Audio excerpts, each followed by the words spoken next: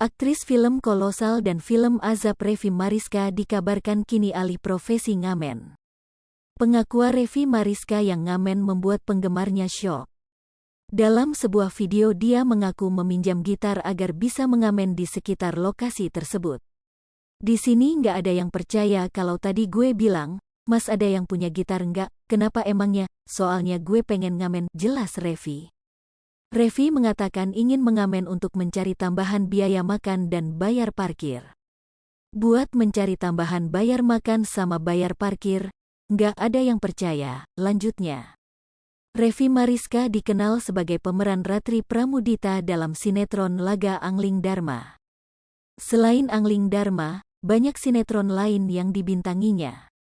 Sempat menunjukkan kemampuan beraktingnya dalam sinetron Laga, sosok Revi kini sudah lama tidak lagi membintangi sinetron atau film. Kegiatan sehari-harinya juga tidak banyak berkecimpung di dunia hiburan. Beberapa tahun lalu, ia sempat viral lantaran diduga depresi. Ia juga pernah mengunggah foto vulgar sekitar tahun 2016 silam dan mengaku sebagai korban pemerkosaan. Kini, Revi Mariska telah menikah dengan pria bernama M. Taufik.